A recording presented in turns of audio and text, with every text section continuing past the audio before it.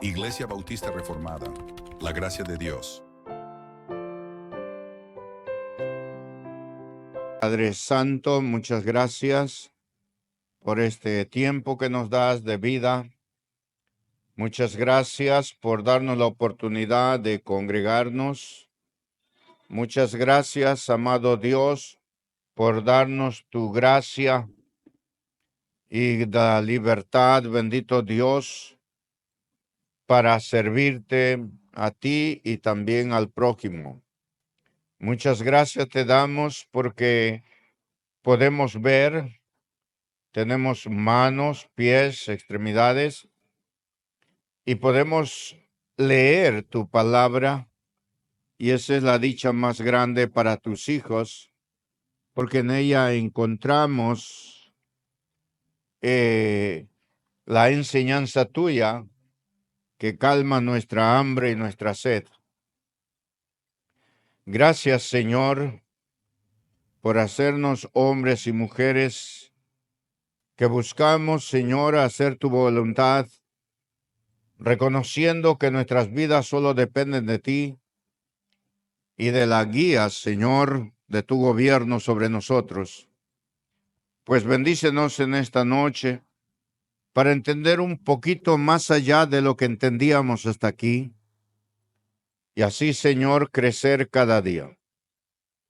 Bendice a tu pueblo, Señor. Bendice a los hermanos que no puedan venir hoy. Ayúdalos, guíalos, Señor, también. Te agradecemos, Padre, en el nombre de Jesús. Amén. Bien, leemos entonces la palabra de Dios, Hechos capítulo 1, hasta el versículo 11. Dice así: en el primer tratado, oh Teófilo, hablé acerca de todas las cosas que Jesús comenzó a hacer y a enseñar, hasta el día en que fue recibido arriba, después de haber dado mandamientos por el Espíritu Santo a los apóstoles que había escogido, a quienes también, después de haber padecido, se presentó vivo con muchas pruebas indubitables, apareciéndosele durante 40 días y hablándoles acerca del reino de Dios. Y estando juntos, les mandó que se fueran de Jerusalén, que no se fueran de Jerusalén, sino que esperasen la promesa del Padre, la cual les dijo: ¿oíste de mí? Porque Juan ciertamente bautizó con agua, mas vosotros seréis bautizados con el Espíritu Santo dentro de no muchos días. Entonces, los que se habían reunido le preguntaron, diciendo: Señor, ¿restaurarás el reino de Israel en este tiempo? Y les dijo: no os toca a vosotros saber los tiempos o las sazones que el Padre puso en su sola potestad. Pero recibiréis poder cuando haya venido sobre vosotros el Espíritu Santo, y me seréis testigos en Jerusalén, en toda Judea, en Samaria y hasta lo último de la tierra. Y habiendo dicho estas cosas, viéndolo ellos, fue alzado y le recibió una nube que le ocultó de sus ojos. Y estando ellos con los ojos puestos en el cielo, entre tanto que él se iba, y aquí se pusieron junto a ellos dos varones con vestiduras blancas, los cuales también les dijeron: varones Galileos, ¿por qué estáis mirando al cielo? Este mismo Jesús que ha sido tomado de vosotros al cielo, así vendrá como le habéis visto ir al cielo. Bien, gracias al Señor. Entonces le dije, vamos a ver 5 características sobre la unanimidad de una iglesia. Esta palabra unanimidad no es muy manejable por las iglesias hoy. Todas las iglesias no ven la unanimidad. Generalmente se manejan por porcentajes en todo, nunca por unanimidad. Pero vamos a ver hoy 5 características que nos habla de cómo debe desarrollarse con unanimidad. Y vamos a ver la unanimidad más allá de un porcentaje, sino una vida de la iglesia. Por ejemplo, nosotros allá en la iglesia en Lima hay alrededor de 4 cosas o 5 que vemos, la aprobamos por unanimidad. Si hay uno solo que no vota, no se aprueba nada de estas cosas. Por ejemplo, para elegir un pastor, para elegir un diácono, para poder aprobar un miembro en la iglesia, para poder aprobar a un bautizado para la iglesia, son razones para nosotros por unanimidad. Eso lo vemos así nosotros. La mayoría de iglesias, la llamada 3/4 o 2/3, ¿no?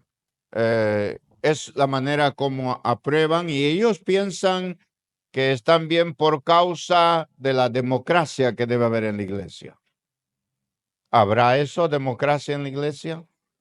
Quizás alguna vez podremos hablar sobre esto, pero en la Biblia encontramos unanimidad. Y vamos a explicar, como le dije, más allá de porcentajes. Es para nosotros una tarea importante ser unánimes, sentirnos partes y sentirnos unidos entre todos. Debo decirles que nosotros como iglesia debemos estar de acuerdo en unanimidad sobre las cosas, las que hacemos, las que practicamos, las que creemos que podemos llevar a cabo alguna cosa fuera de la que ya hemos estado practicando. Hay tantas cosas que se debe hacer. Por eso le decía que esta palabra unanimidad es algo que no estamos viendo en la iglesia. Por ejemplo, la unanimidad en la oración. ¿Cuántos vienen a la oración de todos los miembros? Y dice la Biblia, hemos leído, mantengamos abiertos en Hechos, vamos a correr algunos textos. La Biblia nos dice que la iglesia, los apóstoles y todo las personas que estaban con ellos, que se habían convertido, habían recibido instrucciones del Señor. Así hemos leído. Él había instruido el Señor Jesús a sus discípulos y a la iglesia. ¿Cuál era la instrucción? La instrucción era que todos, discípulos y miembros, vayan a Jerusalén, al aposento alto. Y la Biblia dice que todos fueron. No dijo uno se fue a comprar, el otro se fue a ver su trabajo, el otro fue a ver su producción, su cosecha, su sembrío. Dice que todos fueron. Pues así lo vemos en el versículo 14 de Hechos 1, pueden ver allí. Y dice que fueron ahí al aposento alto. ¿A qué? ¿Qué estaban haciendo en el aposento alto? Todos estaban orando. Así que la unanimidad debe existir en la oración. Y el texto dice, todos estos, los que habían en ese entonces, perseveraban unánimes en la oración y ruego, oración con súplicas. No decían, bueno, yo no voy porque no me gusta ir a la oración. No, todos unánimes. Por eso que todos debemos avanzar juntos. No unos se están quedando atrás y no estamos avanzando juntos. Como dije ayer, este debe ser un estilo de vida. Debe ser una actitud frente a Dios, no frente a los líderes o pastores. No, no es que si tengo un mal en mi cuerpo voy a ir para orar. No, la oración era unánime. Había una promesa y ellos la esperaron orando. ¿Qué oraban? Señor, no falles en tu promesa. No, ellos estaban orando por la venida del Espíritu Santo, porque la promesa era no solamente que venía, sino que los llenaría de poder. ¿Cuán importante es orar entonces en forma unánime? Para que no solamente el poder llegue sobre el pastor, sino sobre toda la congregación, sobre todos los hermanos. Entonces fue una actitud que no solamente fue acerca de la oración, sino que se repite muchas veces y en muchas otras áreas, que las vamos a ver, por lo menos 5, de la que estamos viendo ya la primera, que es la oración. Y cada vez que había un asunto que iba más allá de sus fuerzas, todos se reunían en oración unánime. Todos.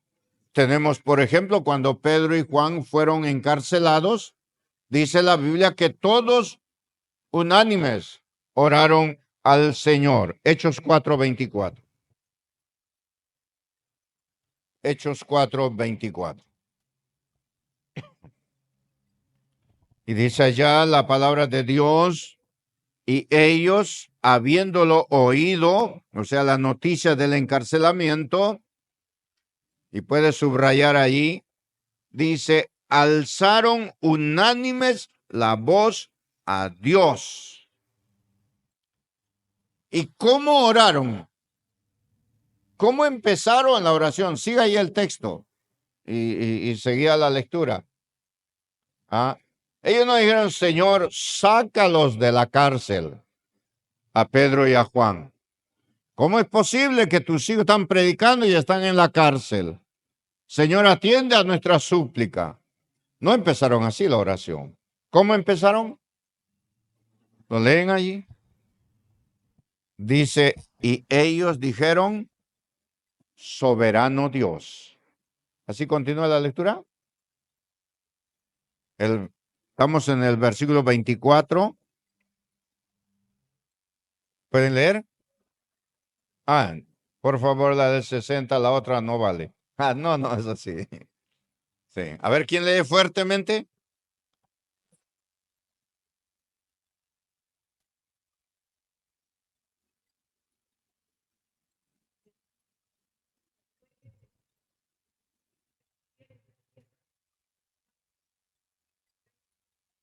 Amén. ¿Cómo empezaron? Reconociendo que Él es el dueño, el soberano, el gobernante, el rey, el Señor, y que Él tiene poder para sacarlos, como tiene poder para dejarlos ahí, y tiene poder para que mueran en la cárcel, o tiene poder para poder liberarlos de la cárcel. Pero miren ustedes, no es como nosotros. Nosotros tenemos una enfermedad y todos los días le rogamos a Dios, sáname, sáname, sáname, todos los días. Y nunca reconocemos que Él es Señor. Y eso es importante. Cuando nosotros reconocemos que Él es Señor, estamos diciendo que no hay nada imposible para ti. Porque tú creaste todo, nos creaste a nosotros. Así que no hay nada imposible para ti. Tú lo puedes hacer. Cuando reconocemos que Él es soberano, estamos diciendo, Él gobierna nuestras vidas. Así que Él lo va a hacer. Y miren, curiosamente, Él empieza, soberano Señor.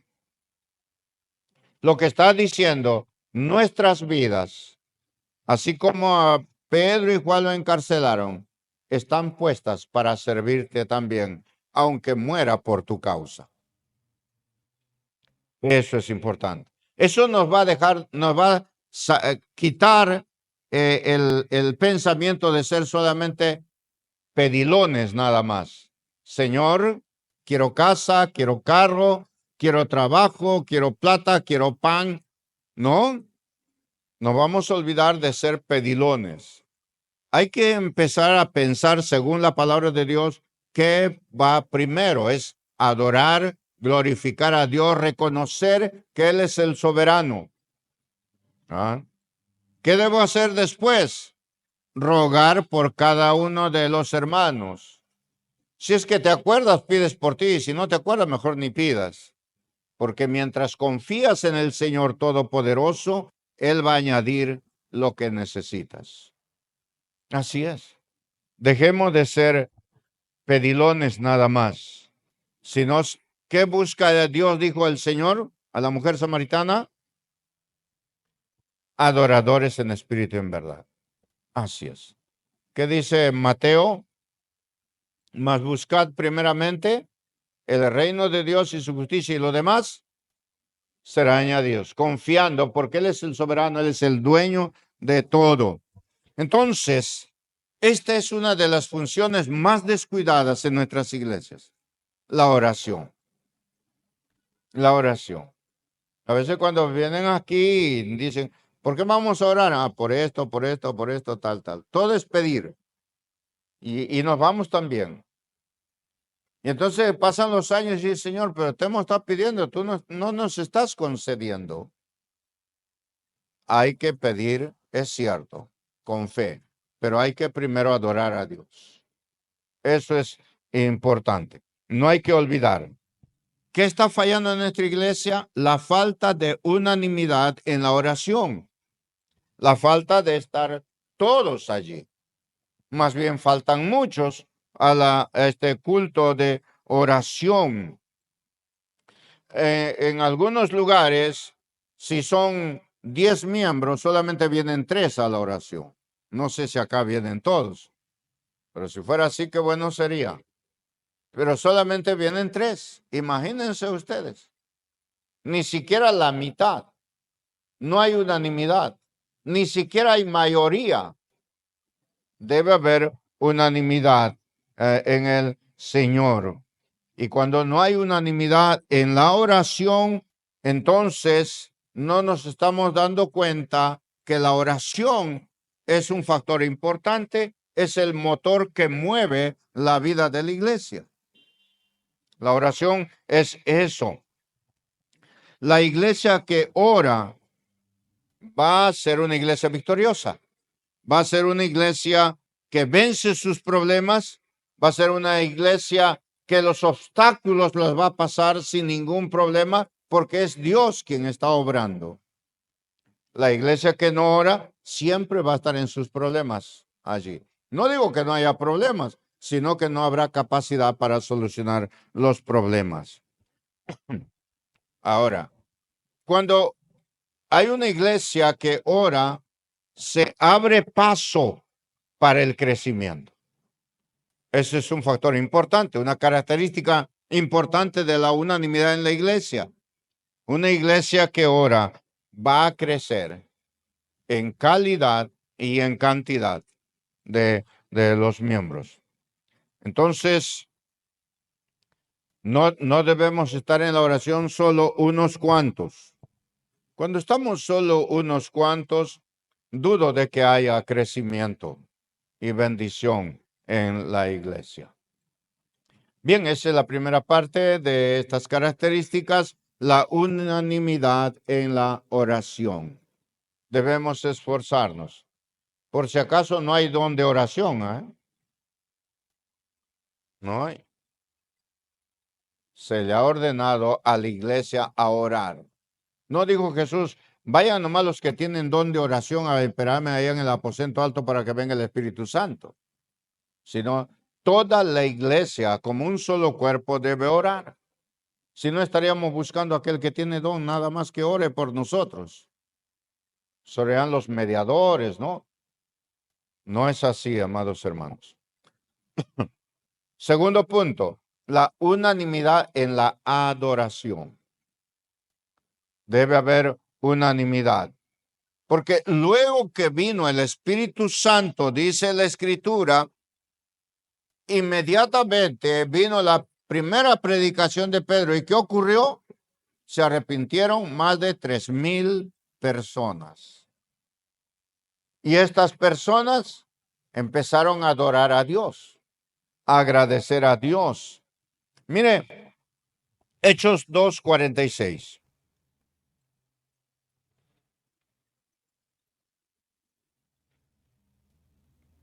Hechos 2:46. Dice la Escritura, y perseverando unánimes cada día en el templo. Cada día en el templo. Estaban unánimes.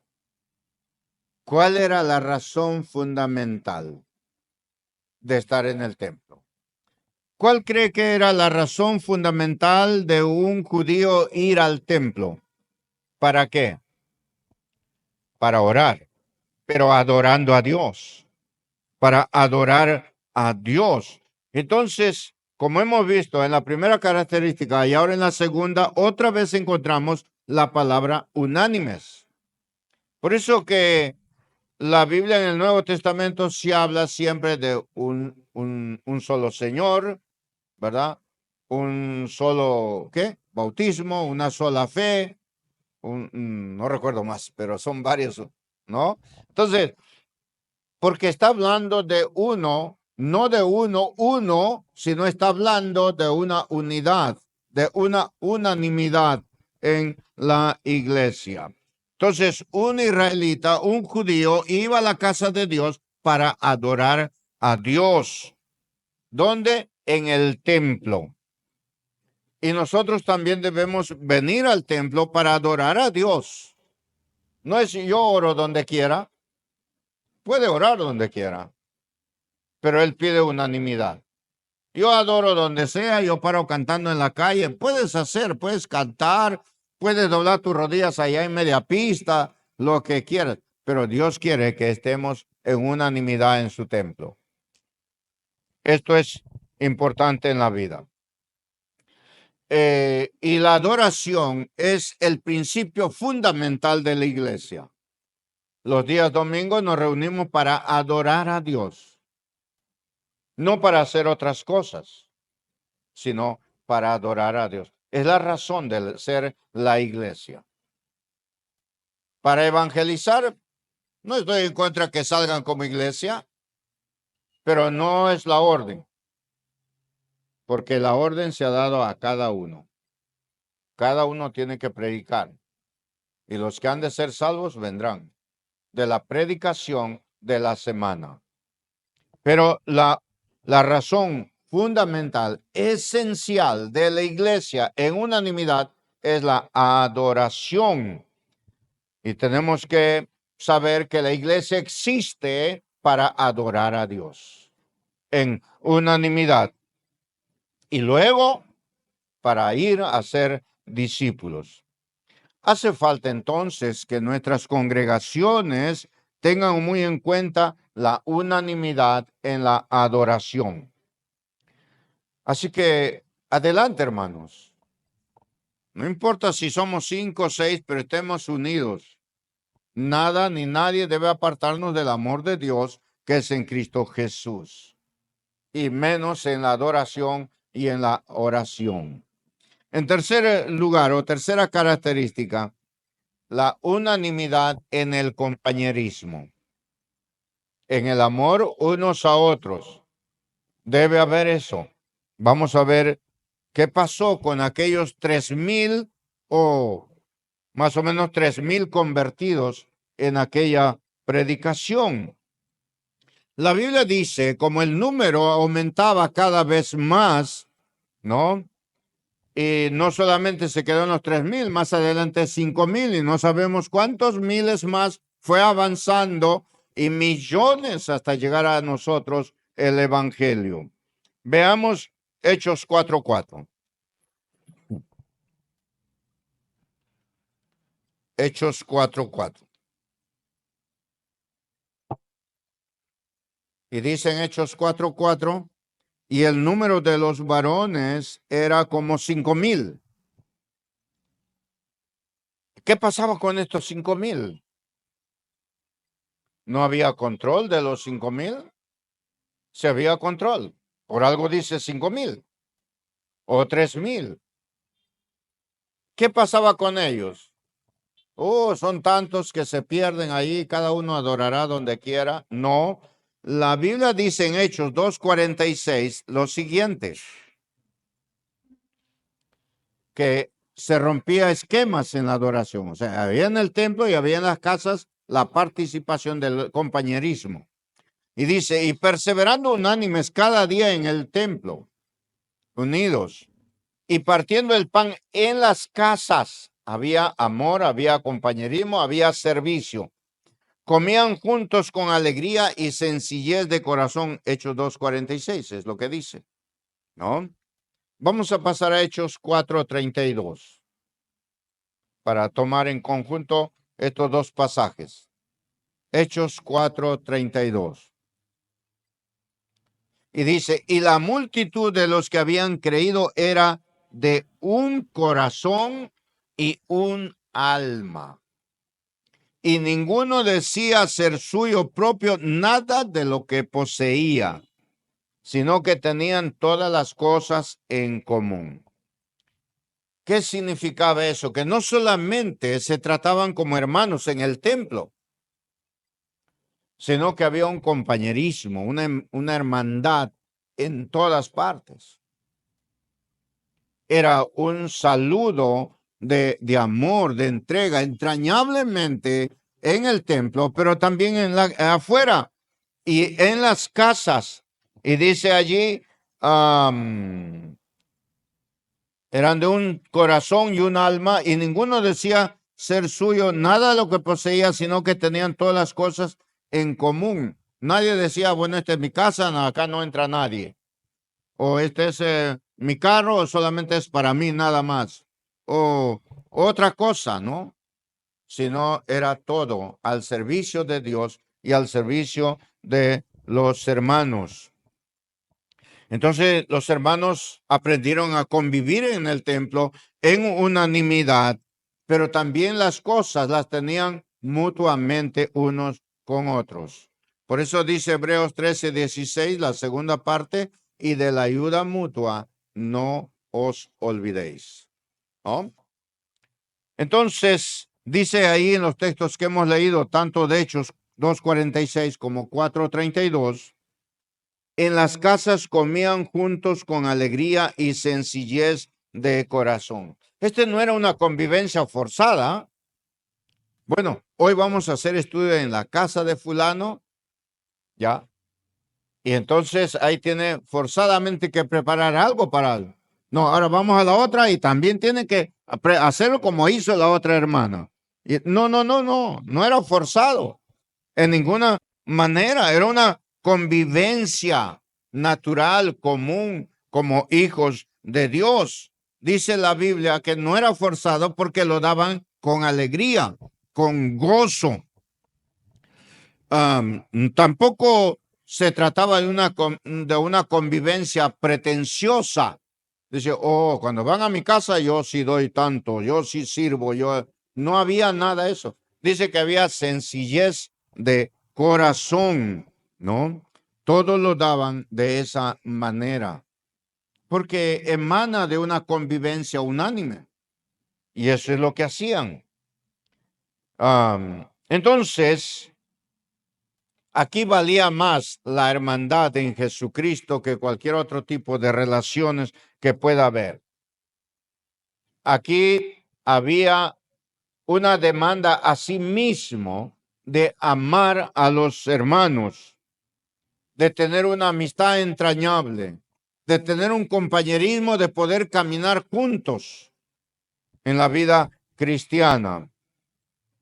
No interesaba la cantidad de alimentos o la calidad de alimentos. Interesaba que lo daban de corazón y con sencillez. Esto es con amor. al Señor. Donde se practica el compañerismo, se practica la fe del Señor Jesucristo. Allí. Y uno por fe va.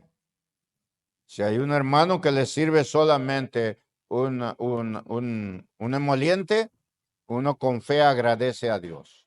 Así es. No puede haber ningún tipo de comparación. No, allá no me dieron bien como la otra. ¿Cuándo volverá a hacer el culto en la casa de la hermana? Que sí nos sirve para comer. No es así. Y donde hay este compañerismo, hay muchas razones naturales de compartir la fe y de poder consagrar nuestras vidas a Dios. Y donde hay compañerismo, los hermanos se vuelven más serviciales y lo hacen de todo corazón, porque están dispuestos a servir. Como anoche vimos, a servir a Dios y a servir al prójimo, a nuestros semejantes. Por esa razón es que debe haber siempre unidad y unanimidad, porque eso es lo que quiere Dios para nuestras vidas. Una iglesia que practica así la unanimidad es una iglesia de buen testimonio, de buen testimonio. ¿O por qué creen ustedes que la gente cuando pasaba por fuera decía, mirad cómo estos se aman, según Hechos? Porque era un amor con sencillez de corazón y eran de buen testimonio, porque compartían la fe y consagraban su vida a Dios. Entonces, una iglesia de buen testimonio es una iglesia con muchas posibilidades de crecer. Con muchas posibilidades de crecer. En cuarto lugar, debe haber unanimidad en la proclamación. En la proclamación. Vamos a Hechos 5, 12 y 14.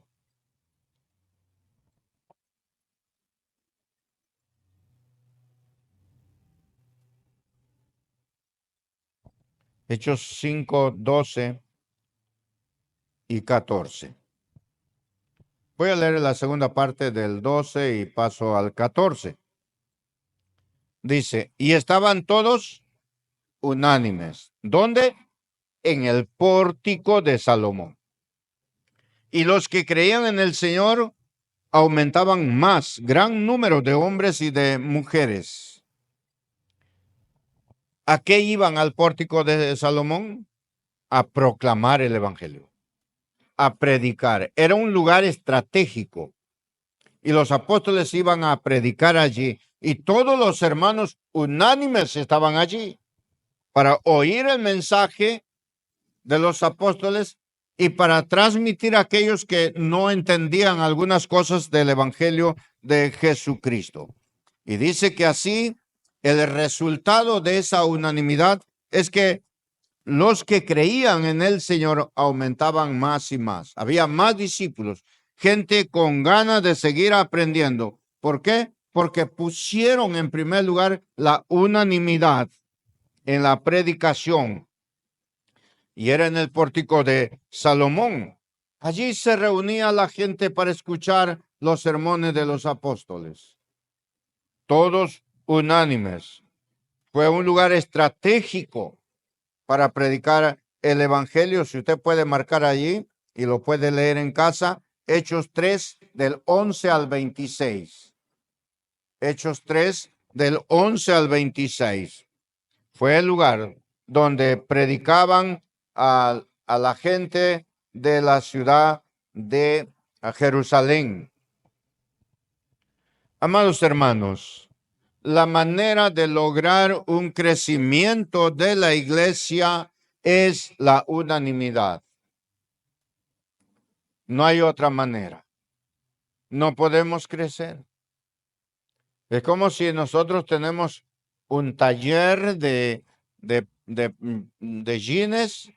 Entonces, unos hacen los pantalones, otros los bolsillos, otros los cierres, otros los botones, otros los pasadores de la correa, otros el botapié. Y si todos trabajan de la forma unánime, se logra la producción del día que es necesario para entregar. Pero si no trabajan todos de una forma unánime, esa producción se va a retrasar un día, 2 días más. Y retrasar un día, 2 días más, hay pérdidas de miles de soles y hasta hay pérdidas de clientes. Así que no pueden trabajar cada uno como se da la gana, yo me doy el tiempo que quiera, sino de una manera unánime. Cuando la iglesia empieza a proclamar el evangelio, entonces tiene que ser unánime. Unánime. Siempre unánime. Es la función de la iglesia. Eso es lo que encontramos en la palabra de Dios. Y es la función de avanzar los proyectos y programas de evangelización que tenga la iglesia, que tengan ustedes. No hay otra manera. Es estar unánime. Finalmente, y en quinto lugar, es la unanimidad en el aprendizaje. No solo estábamos conversando con el hermano Miguel esta tarde, o sea, no solamente es predicar, sino es enseñar, para que una iglesia crezca y esté firme. No solo es predicar el evangelio, sino es enseñar, instruir a la membresía. ¿Qué pasó con la primera comunidad de la iglesia? Con los apóstoles, cuando empezaron a perseguirlos y entonces iban de provincia en provincia corriendo la gente y aún llegando a otros países. Pasó lo que debería pasar. ¿Qué es lo que debería pasar? Que una iglesia, cuando es unánime en aprender, nunca va a salir eso del corazón y va a expresarlo donde vaya. No puede decir, uy, ¿ahora qué hacemos? Mire, le hablé a un vecino, pero yo no soy pastor, no soy líder, no sé enseñarnos esto. No saben porque no son unánimes en aprender, en avanzar todos juntos en la palabra de Dios. Entonces, un caso fue de Felipe. ¿Quién fue Felipe? Fue un diácono de la iglesia. Aquellos diáconos antes eran hombres sabios, temerosos, llenos del Espíritu. Eso significa llenos de la palabra de Dios. Significa que se capacitaba, aprendía la palabra de Dios. Vamos a Hechos 8:5.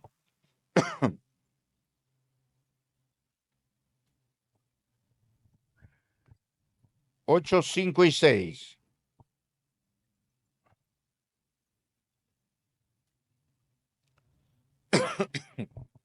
Y dice la Escritura, les predicaba a Cristo. ¿A quién predicaban? A Jesús, nuestro Señor Jesucristo. Y la gente, ¿qué dice? Unánime. La gente unánime escuchaba atentamente las cosas que decía Felipe, oyendo y viendo las señales que hacía. Otra vez, Felipe predicaba el evangelio, pero Felipe también enseñaba la palabra de Dios, los capacitaba. Y la gente dice, unánime, escuchaba con atención, podían retener la enseñanza porque le ponían todo el corazón para poder recibir la palabra de Dios. Y eran unánimes, dice la Escritura. La gente que es unánime es la gente que va a oír la palabra de Dios. Va a amar ser enseñados por la palabra de Dios. La gente que no le va a importar. No. Hay un hermano que se fue de la iglesia y digo, no, yo siempre he creído lo que siempre he creído. Me he estado 4 o 5 años, nunca he aprendido nada. nunca fue unánime, nunca tomó atención para ver lo que dice las Escrituras. Entonces esa gente siempre va a hacer lo mismo. Ahora pues debemos estar dispuestos a guardar la unidad y tener una convivencia unánime delante del Señor. Una iglesia que practica la unanimidad en la enseñanza o el aprendizaje es una iglesia otra vez de buen testimonio. Una iglesia de buen testimonio. ¿Por qué? Porque es una iglesia que está demostrando interés por aprender que las verdades de Dios, por aprender las verdades de Dios. Los creyentes, desde el primer momento de su conversión, desde el primer momento de su fe en la iglesia primitiva, demostraron unanimidad en el aprendizaje de la palabra de Dios, del evangelio. ¿Para qué? Para poder creer y para poder compartir con otros esta enseñanza. Es triste ver que muchas iglesias tienen casi vacías de la falta de unanimidad. Puede haber 30, 40, 50, 100, 200, pero no hay unanimidad en las decisiones que toma una iglesia. Y es triste ver porque eso se refleja en un culto de oración, se refleja en un culto de estudio bíblico. La falta de unanimidad. Los pastores, los maestros, los líderes pasan toda la semana preparando todos los estudios allí, pero poco interés tiene la congregación, ¿no? Y debemos aprovechar todo ese interés en aprender de la palabra de Dios. Por eso que les invito a demostrar a partir de hoy la unanimidad en todas las cosas que el Señor quiere para su iglesia. Qué bueno si la iglesia se reúne para poder tener un aprendizaje mayor y puedan tener el gran provecho. Si se preparan cada vez más, entonces estarán desempeñando el trabajo con madurez para la gloria de Dios. Y habrá un resultado efectivo en el ministerio que desarrolla la iglesia como iglesia. ¿Por qué? Para eso están los pastores, para edificar la iglesia, para extender el reino de Dios con el evangelio de Jesucristo. En conclusión, amados hermanos, les dije el principio y el objetivo sobre la unanimidad en 5 áreas de la vivencia de una iglesia. ¿Para qué? Alguien dijo, para visionar el futuro de esta congregación, para que cada uno de los presentes reflexionemos en cómo vamos a aportar nuestro granito de arena para el avance de esta obra de Dios que ha sido confiada en nuestras manos. La unanimidad tiene que ver con ese granito de arena, con esa materia dispuesta, con esa decisión de cada creyente.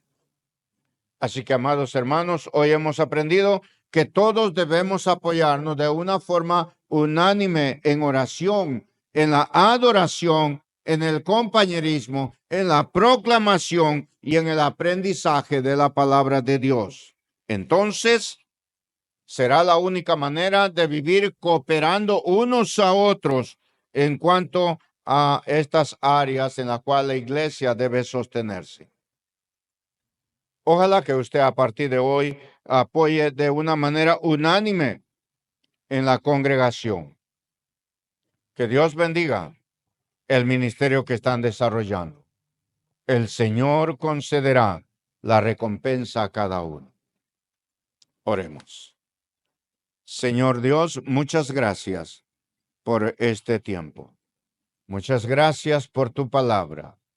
Muchas gracias porque nos haces ver la falta de unanimidad en estas áreas fundamentales para el sostenimiento y la vivencia de tu iglesia. Gracias, Señor. Te lo agradezco, Padre, en el nombre de Jesús. Amén.